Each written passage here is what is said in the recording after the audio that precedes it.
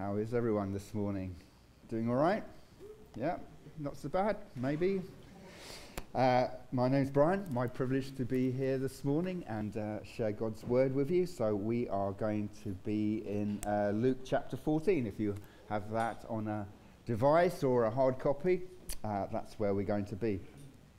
You know, the first time I went to a life group was in the Southwest group, and there was like an icebreaker question, right? Like so often there is when you go to new groups. And the question was so good, in fact, that I enjoyed that so much that when we kicked off the Northwest group this last, when was that? September, I suppose. We used that question there too. And the question you all dying to know what it is, right, is what is your least favorite vegetable? You can shout it out if you like. Everything except carrots. Oh, wow. That's, Can't tell Carrots are very hard. The way I eat them, they're raw. Boy, you better have some chocolate.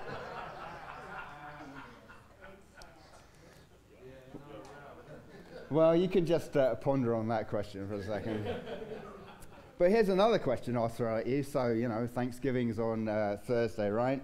And so maybe you've been invited out for Thanksgiving and you go to wherever it is that you've been invited to. And you're all kind of happy. And then the meals are served. And to your horror, you discover there is that vegetable sitting on your plate, right? So what are you going to do? Are you going to go... no, I don't touch that, thanks. or do you just kind of allow it to be put on your plate and you scoot it to the side a little bit and then kind of pretend that you're just too full and you couldn't get to eat that part? Or do you just kind of really, you know, you just want to show how grateful you are to be there, so you choke it down anyway because, you know. So there's some options that are kind of for you, right? And maybe you think, well, you're safe because you're not going anywhere, you're cooking at home, you know. But lo and behold, one of your guests comes bearing a pot full of that dreaded vegetable, and again, you're left with the quandary of what to do. You know, the Thanksgiving vegetable that gives me pause for concern is yams, actually. Yeah, I don't really hate them. I don't really like them either. But they kind of give me PTSD because they remind me of going back to school and like Swedes. What do you call them here? Rutabagas, right?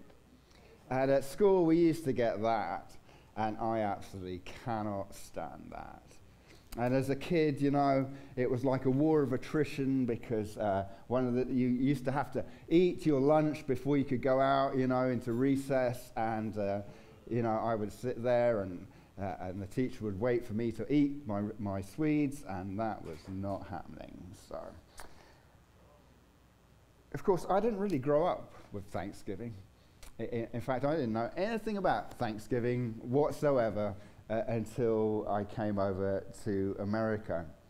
And even though for quite a bit of my life I lived just up the road, frankly, from where the Mayflower left in Plymouth, I still didn't know anything about Thanksgiving.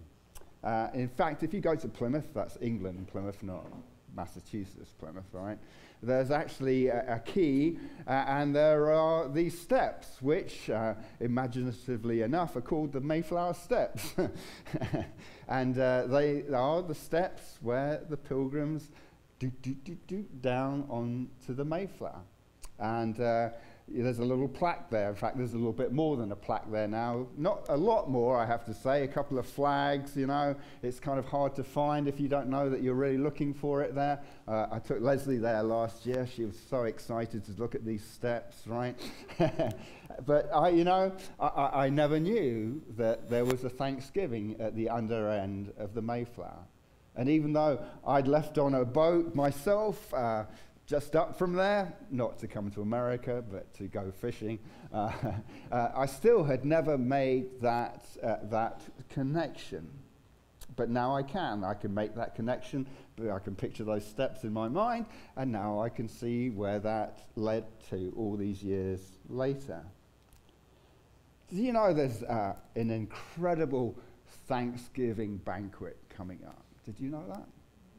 And I'm not talking about the one that you're looking forward to on Thursday, as wonderful as that's going to be, I'm sure, right? But I'm talking about this other banquet that is going to surpass any other banquet you've ever been to, any other meal you've ever been to. The Apostle John, he describes this in the book of Revelation. He says, "Then I heard what seemed to be the voice of a great multitude, like the roar of many waters and like the sound of mighty peals of thunder, crying out, 'Hallelujah! For the Lord our God, the Almighty, reigns. Let us rejoice and exult and give him the glory, for the marriage of the Lamb has come, and the bride has made herself ready.'"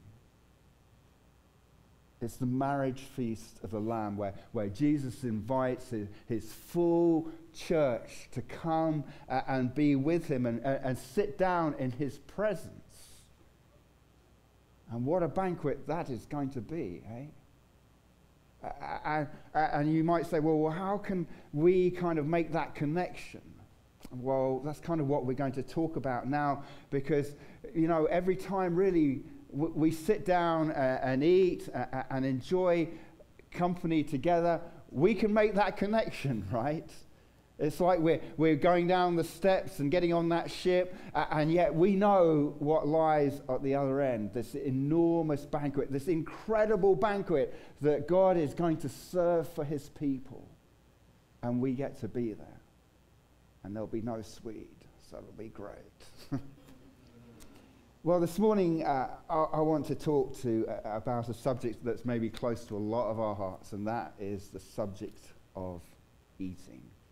And in order to do that, we're going to turn to a passage in Luke chapter 14, and we are going to read 12 through 24.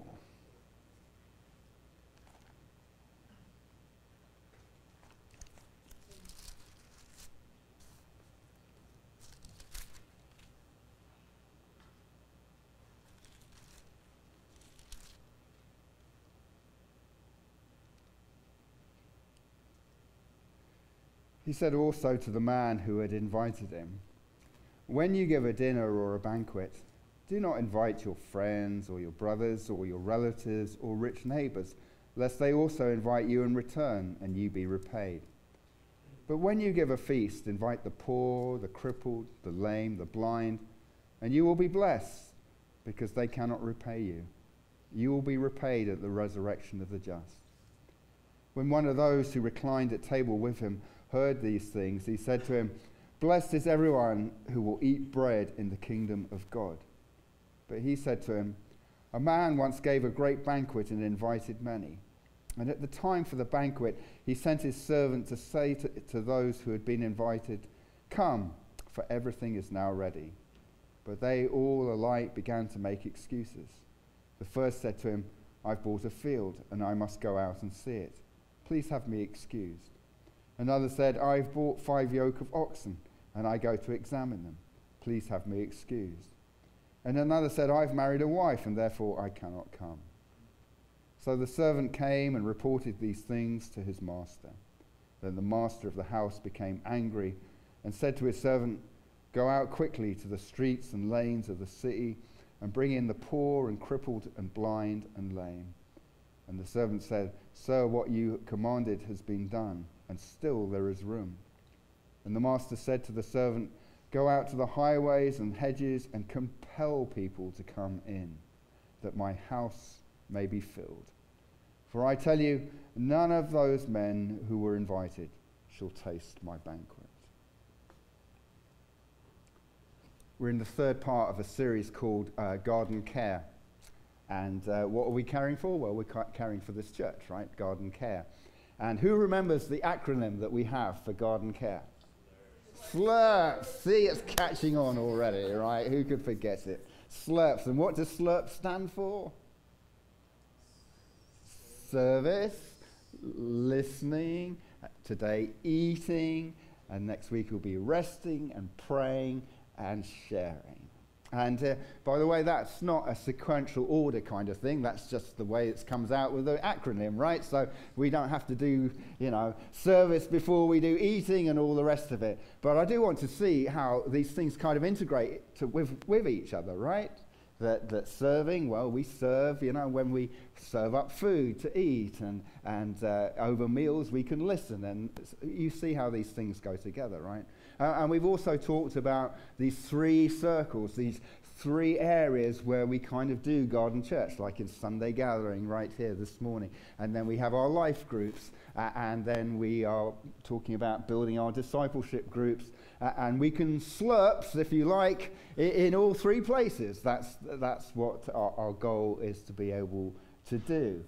So this morning we are eating, and that certainly involves some slurps, doesn't it?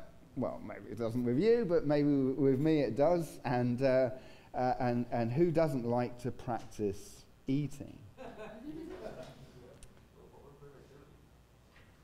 Sometimes I think maybe we could just reduce eating down to some kind of utilitarian kind of thing, right? Well, I mean, if you don't eat, you die, right? Basically, at its very basic level. But, eating is so much more than that, isn't it? In fact, I came across Victoria Pope. She wrote this little bit in a National Geographic called The Joy of Food.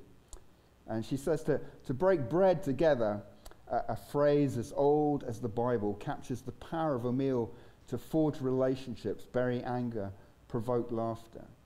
Children make mud pies, have tea parties, trade snacks to make friends and mimic the rituals of adults.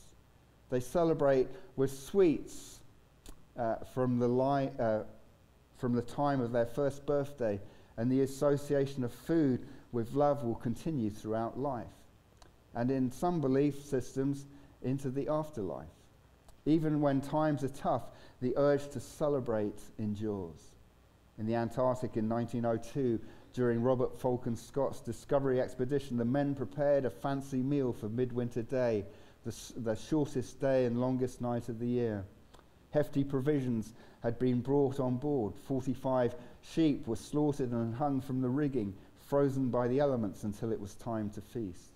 The cold, the darkness, and the isolation were forgotten for a while. With such a dinner, Scott wrote, we agreed that life in the Antarctic regions was still worth living. Because eating, it's about community, isn't it? That's really what it comes down to. Because we were actually created to eat in community.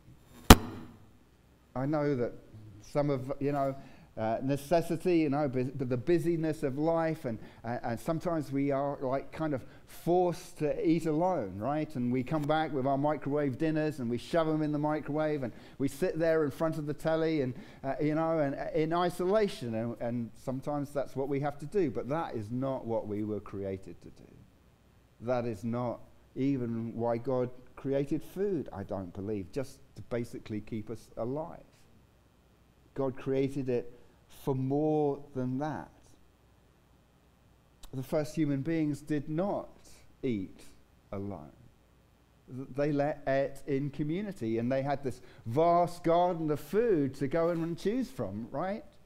But it's not about the contents of the meal. Again, it's about who you're eating with. And they got to eat with the Creator. They got to eat with God. And they got to eat in community with each other. Until they decided, you know what?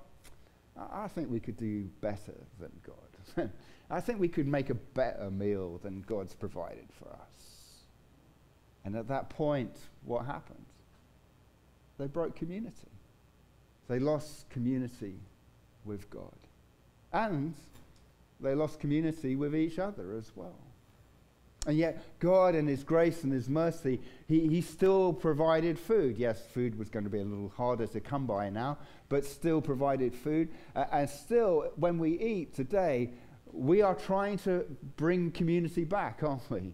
Over a meal. God has provided this kind of bridge for us, if you like. in which we can still try and establish community. The story that Jesus tells actually starts at 11 verses before we jumped in. And Jesus is invited into a Pharisee's house. And as so often is the case, when Jesus is in a situation, an environment, he uses that environment, doesn't he, as an illustration for something, as a kind of a way to be able to teach. And that's what Jesus does here. And he says that, as with any meal, it starts with an invitation. This Pharisee is not just any Pharisee, but we are told that this Pharisee is a ruling Pharisee. He is like a Pharisee of Pharisees, if you like. And if you had been a Pharisee and you got this invitation to go to this meal, you'd have been well up for that, right? Wow, I've been invited to this top bloke's meal. I can't wait to go, right? I'm moving up in the world. And, you know, if you had been a friend of someone that was invited to this meal, you'd have been jealous if you hadn't got an invitation. I don't know. Do people still get big fancy invitations? Is that a thing anymore? I don't really know. Hey, I mean, it used to be back in the day, right, that you used to get these big fancy invitations. I remember my parents getting them, right, and they'd be great excitement, and they'd open them up, and the best ones they would put up on a mantelpiece, right? So when people came to visit, look at that, you know, and you got invited to that, and you show them off, right? Of course, nowadays, I think most of our invitations come on our phone, don't they? So that's a little hard to show that off, you know. I don't think you can display your phone on the shelf or whatever, or walk around, you know, trying to show what invitations that you have got. The question is always, though, isn't it, who to invite? Who are you going to invite? And what Jesus says is, don't invite people that can pay you back, but invite people who can't pay you back. That when you invite them into your house, in fact, you stand no chance of getting any reciprocity whatsoever. So is Jesus saying, well, you should never invite your friends or your family or other people? Should you never go out to a business dinner or lunch, you know, where you might, you know, have a chance to network and promote your business? No, I don't think Jesus is saying that. Jesus himself would go to dinner with his friends, wouldn't he, and family and stuff. So he's not saying that. But what he is saying is, don't just do that. Invite people also who can't pay you back, where you are not going to get ahead. Because, you know, we tend to invite people like ourselves, don't we? There's that whole birds of a feather flock together kind of a thing. And that's what happens, isn't it? We invite people who kind of like us, right? And we invite people who do the same things that we do and maybe think the same way that we think, and so that we all kind of get along. Maybe have the same social status, the same political leanings, and the same hobbies. And we don't necessarily do that consciously, but we just kind of do it subconsciously, don't we? Which is where I think, you know, if we invite people not like us, we have to be really intentional to do that. Because otherwise, we won't do it. You know, I wonder why Jesus was invited to this top Pharisee's house. You ever wondered why exactly? Because what did this top Pharisee, what did he think he was going to get out of Jesus?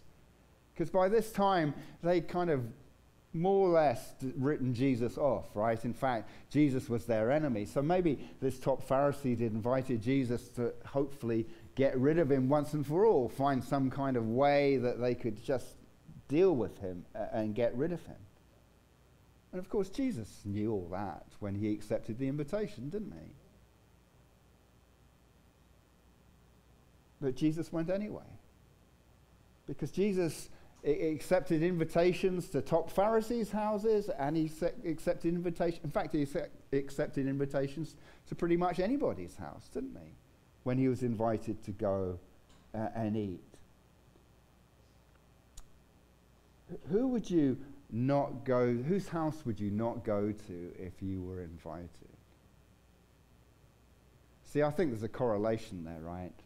Between if we flip it around and we look at whose house we wouldn't go to if we were invited, they would be the same people that we would not invite to our house.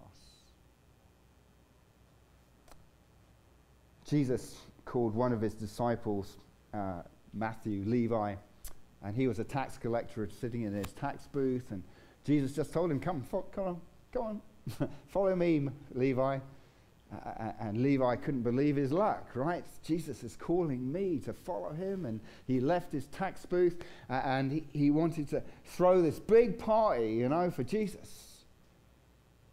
And the people that Levi, Matthew invited to his party were who? The high mucky mucks, like the high priests and everyone?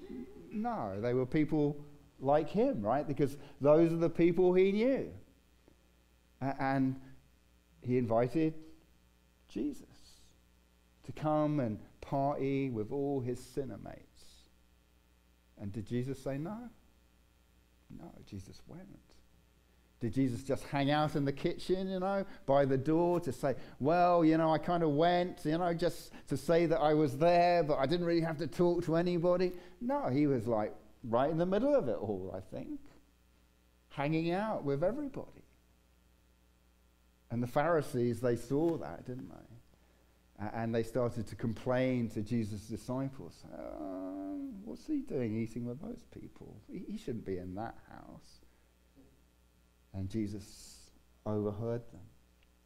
And he said, those who are well have no need of a physician, but those who are sick, I have come not to call the righteous, but sinners to repentance. And that's Jesus' invitation to all of us, isn't it? Because he's not saying that there are righteous that don't need him, but that he's come to invite everyone into his house. And that's really our job as a church, isn't it? To invite people to come and eat with Jesus. An invitation then leads to anticipation. So Jesus then tells this story about a man who gave a banquet, and invitations were sent out, and these guests were put on notice. Because invitations lead to anticipation, don't they? If you get a really good invitation, you go, ooh, can't wait for that, right? I can't wait for that to come along. It's going to be great. And you start thinking about maybe the food, and you start thinking about who's going to be there, and what a good time it's going to be, and you're just really excited, and you really anticipate. That's one of the great things about Thanksgiving, isn't it? It takes kind of a long time to cook, and if you're in the house, it's like, ooh, it's getting close, and you take the turkey out of the oven or whatever it is that you're cooking, and you kind of gradually see that thermometer come up, and your anticipation rises with the thermometer, doesn't it, in many ways. We live in the Northwest, and I confess we don't cook nearly as much as we probably should, because that temptation of all those restaurants around us is just so great, right? And so we'll think, oh, what are we going to cook tonight? Oh, I can't be bothered. Let's go out. And so we go out, right? But of course, because it's kind of spontaneous, we haven't booked anywhere, right? And so you go to a restaurant and they go, well, how long is it going to be before you can get a table? And they might say, oh, it'll be 20, 30 minutes. And yeah, okay. And they hand you one of those buzzers, don't they? And you have that buzzer, and you're sitting there and you're listening to other people talk over their meals, and you can smell the food, and you're just willing for that buzzer to go off, aren't you? Just stare at it as if that'll help it go off sooner, and we anticipate. And meals, if you like, if we will see them that way, are like God's buzzer as we're waiting for that final feast. Oh, I can smell it. I can hear it.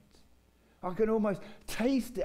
I'm just willing for that buzzer to go off so I can get to be in the marriage feast of the Lamb with Jesus. In fact, God has used meals throughout the history of his people as like a buzzer. I think of the Hebrews, right? Before that last plague came and Moses had told them to be ready and they were to eat what? The Passover meal. And roast the lamb with the bitter herbs and eat unleavened bread. And it was like that buzzer, wasn't it? About anticipating what God is about to do. He's about to free us from slavery and bondage. Wow. And then later on in the wilderness, every day God fed them manna except for the Sabbath day, of course.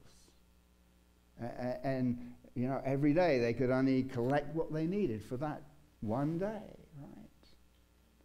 Which kind of, if you think about it, folds over into our prayer life, because what does Jesus tell us to do? To pray for our daily bread. So we anticipate for today, right? And then that leads us to anticipate for tomorrow. It's like this buzzer again in our hands as we anticipate what God is going to do for us. It keeps that anticipation going. Sometimes we just anticipate the wrong things, don't we? You know, Jesus, we talked about this story before, but he fed this multitude of people, and then the next day they came to find Jesus because they were anticipating what Jesus was going to do for them, right? That he's fed us this one meal, well, maybe he'll feed us another meal, or do some more wonderful things for us, right? And Jesus started talking about them, about him being the bread of life. And he talked about their ancestors who ate manna in the wilderness and yet they died. But he was the living bread that had come down from heaven. He was actually what they had been anticipating, or should have been anticipating, for all those years. And they had this conversation and they kept like, no, I don't think that's what we've been anticipating at all. And then Jesus, he doubled down, didn't he? In fact, he said, unless you eat my flesh and drink my blood, you have no life. And I that is not what we were anticipating. And in fact, in John, in the end of chapter 6, it says that they all left. Even his disciples, except for the 12. When Jesus ate the Last Supper, which was their kind of Passover meal, I don't know what the disciples were anticipating. But Jesus says what he was anticipating. He says, I have earnestly desired to eat this Passover with you before I suffer. That's what he came to do. And we live in this place where we kind of stand on the anticipation of those who came before us, right? And yet we still live in a place of anticipation of that final banquet. In fact, Peter writes, concerning this salvation, the prophets who prophesied about the grace that was to be yours searched and inquired carefully, inquiring what person or time the Spirit of Christ in them was indicating when he predicted the sufferings of Christ and the subsequent glories. It was revealed to them that they were serving not themselves but you in the things that have now been announced to you through those who preach the good news to you by the Holy Spirit sent from heaven, things into which angels long to look. And that's the anticipation we live in today, and the anticipation that we have for the future banquet. But you know what happens in between an invitation and it actually taking place is that there's this gap of time. And if we're not careful, there can be some procrastination. So the time of waiting is over.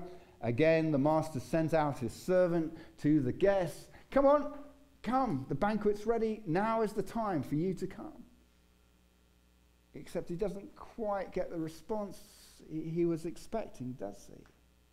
Because he comes to the first one, and the first one asks to be excused because he's just bought some land and he needs to go and look at it. And the second one says, well, I can't come either because I just bought 5 yoke of oxen, so please excuse me. And the third one says, well, I just got married, so I'm not coming. He doesn't even ask to be excused. He just flat out says, I'm not coming.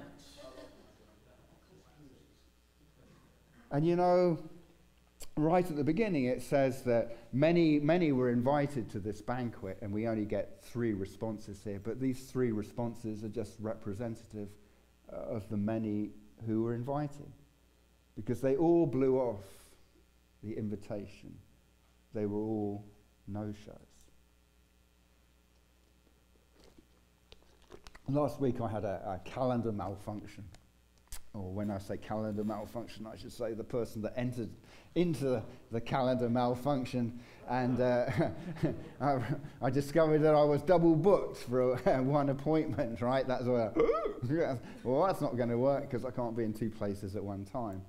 But fortunately, you know, I realized it, and one appointment was very graceful and accepted my apologies. And, you know, mistakes like that happen, right? But sometimes it's not always an oversight, is it?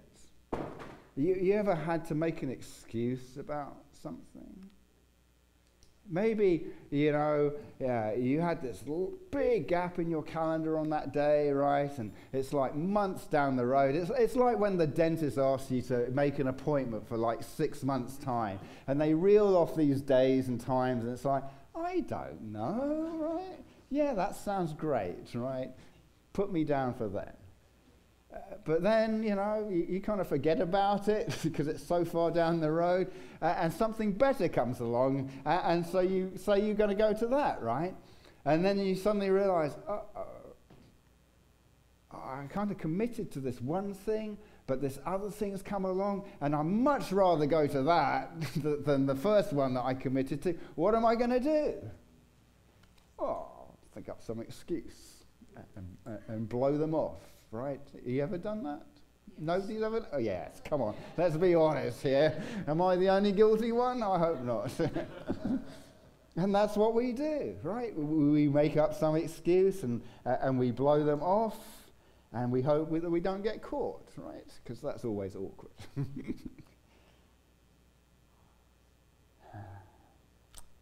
But sometimes we just live to regret that, don't we? You know, years ago, I remember my dad had a 50th birthday party, and I was not near him, hundreds of miles away working, and, you know, we worked on weekends a lot, and I know I didn't go. And even today, as telling you now, I regret that, right? I should have gone. I shouldn't have prioritized work over going to celebrate his birthday. And how many of us do that with God's invitation? That every day God invites us into community with him. And maybe we have other things like we've already scheduled into our calendar, and we just kind of blow him off. Something's come up. Something maybe not necessarily more important. We wouldn't want to say that, right? But maybe more urgent, and, you know, God will always be there. We can always do that, right? We can always go to Sunday gathering, or we can always do whatever it is with God, because God is eternal and he'll always be there, right? But this other thing, you know, this kind of got time constraints, and, you know, God will understand, won't he? He doesn't mind us blowing him off, does he?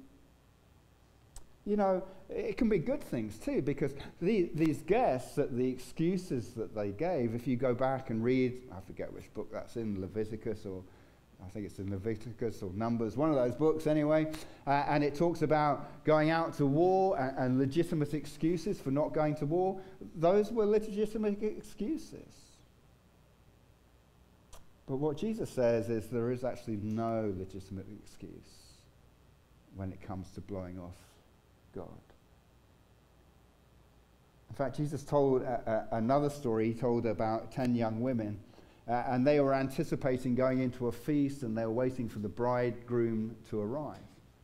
But there was a delay, and they all fell asleep, and then the bridegroom came about midnight. And the shout went up, and they all jumped up, and they had lamps with them. But there were 5 who were wise, and the 5 had bought oil for their lamps. But there were 5 that were foolish. They hadn't bought any oil for their lamps. You know, a lamp without oil is not a lot of use. And so the 5 that were wise, they went with the bridegroom, and they went into the feast. But the 5 that were foolish, of course, they had to run back and try and wake up a shop owner to buy some oil, right? And by the time they did that and they got back to where the banquet was, what they found was the doors were shut. And so they hammered on the doors, didn't they? And they said, Lord, Lord, open to us.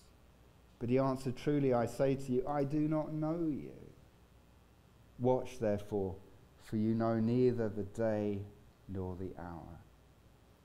You know, it's a really serious thing to blow off God's invitation. Which brings us to the last part of substitution.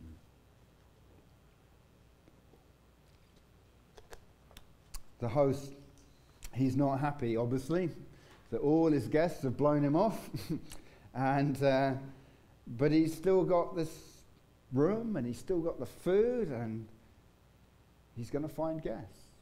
And so he sends his servant out to find substitutes.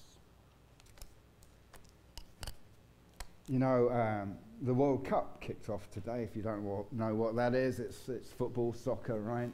And in fact, as I was walking down here past a hotel, I saw it playing in one of the receptions. It's like, no, got to keep going. And but you know, it's really kind of an odd thing this year, because the World Cup should be played in the summer. That's when it's supposed to be played, right? And it's more exciting. But this year it's like now, because it's being played in Qatar, and you can't play football in the summer in Qatar because it's way too hot, and there's a whole load of other stuff involved with Qatar, which I'm not going to go into now. But all in all, I just can't quite get into the World Cup at the moment. Plus it's in the middle of the domestic football season anyway, and it's really kind of disappointing. And I just haven't been anticipating it. But just imagine, we'll say for the sake, the US team, right? And they look at all that and go, oh, you know, we don't want to go to Qatar. We don't want to go and play there. We're not going to go and play. So they're looking for substitutes. And your name comes up. And they say, hey, will you come and play for the US? And part of me is going, oh, wow, that's fantastic. I've been dreaming of that all my life. I can't believe it, right? And then after that whole joy of anticipation of a dream come true, you know, starts to fade a little bit. You're going, wait a sec, I can't even really cook a football in a straight line. How am I going to go and play for the country, right? It's going to be an utter disaster. Why would they want me as a substitute? You ever think about that in relationship to Jesus' invitation? It's like, at the first you go, wow, I can't believe it. Jesus has invited me to come and be in his banquet. And then after a minute you might say, wait a second. That's God. And he wants me? No, it must be some kind of setup, right? Somebody's having a laugh. It's like when your mate rings you up on the phone, right, and tells you something like that, and you, no. You couldn't possibly want me as a substitute. What could I possibly have to offer Jesus? And of course the answer is nothing. And that's the whole point, isn't it? Why Jesus invites us. He wants us because of just who he created us to be. I heard this celebrity pastor who's kind of been in trouble over the last, I'm not going to mention names, but he was kind of boasting about how when he got to be with Jesus, he was going to be vindicated. I was like, mate, have you read the Bible, really? I mean, I think of the Apostle John, right, who was the beloved disciple of Jesus and laid his head on Jesus' chest, right? And yet you read in the beginning of Revelation, what does John do when the first time he sees Jesus? Bam! He's on the ground, his face planted firmly in the dirt right before Christ, isn't he? Because he knew. He understood what it meant for us to be those substitutes invited into the heavenly banquet. In Matthew's version of the story of this that Jesus tells here, when everyone is brought in, the host goes around and he finds a man dressed in the wrong clothing and he hasn't kicked out, right? Because what is the clothing that we need to go into the heavenly banquet? Oh, it's the gospel of Jesus Christ.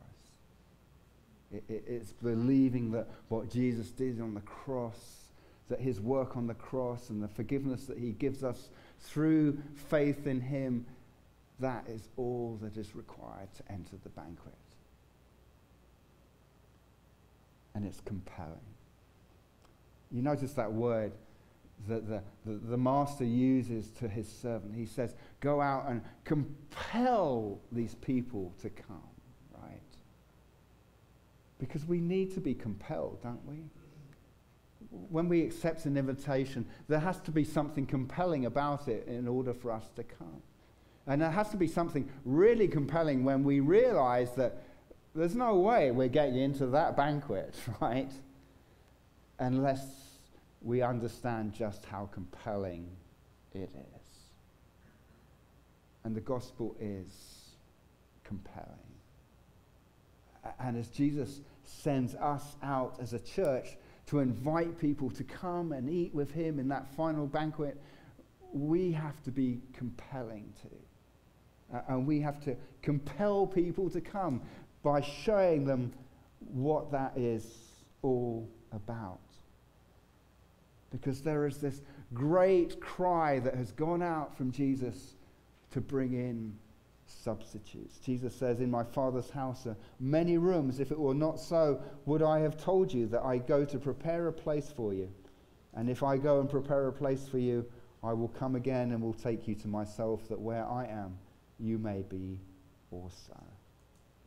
We are compelled to be substitutes.